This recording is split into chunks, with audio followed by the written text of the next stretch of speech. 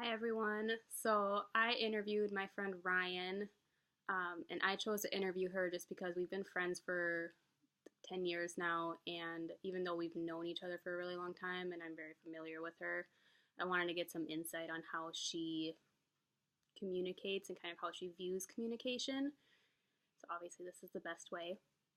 And out of the questions I asked her, one of the ones I found interesting was when I asked her if she was comfortable with self disclosure. And her answer surprised me because as long as I've known her, I've always viewed her to be a very guarded person. And she said that while she is emotionally guarded, she has learned to be more open with expressing herself and her ideas ever since she started doing hair because she's a hairstylist. And it's taught her to be more effective with exposing herself and being more vulnerable in the information sense, but she's still guarded in the emotional sense.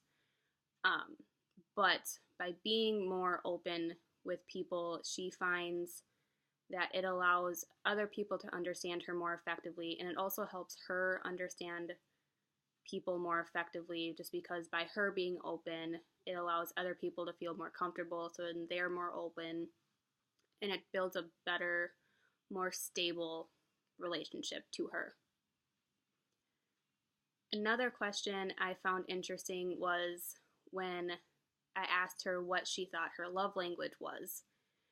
And obviously, there are a lot of quizzes on the internet about how to find out your love language, but just based on what she knows about them, she chose her love language as quality time.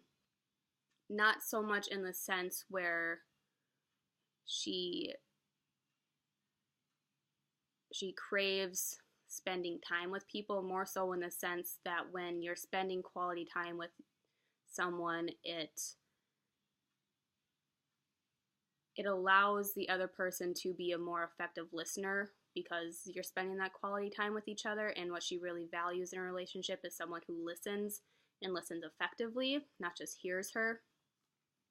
And she said that she actually prefers someone who listens over someone who is, telling her that, saying I love you a lot, or, using words of affirmation a lot.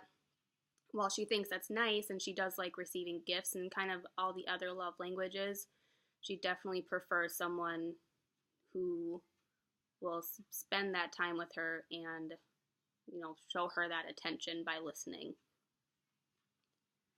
After, talking to Ryan and doing this interview, one thing I would like to teach Ryan about and kind of talk to her about is just how different communication is across different cultures. Mostly because she stated during the interview that growing up in Minnesota, we're not exposed to many different cultures, and so because of that, she feels like she is, uneducated culturally and almost naive about different cultures.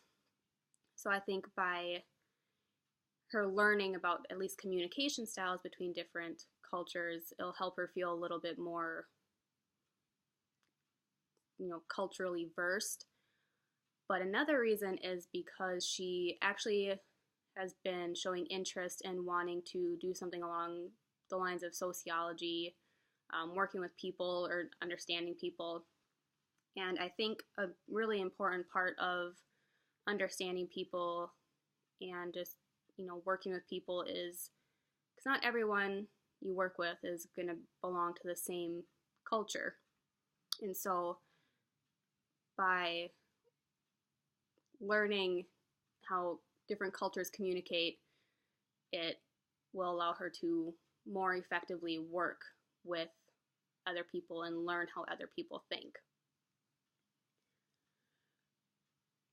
Based on the interview, some advice I would have for my fellow classmates is just no matter how long you've known someone or how much you think you know someone, the way they view communication and their personal communication style may actually surprise you, and you might more often than not will learn something about how they prefer to communicate and how you can more effectively communicate with them.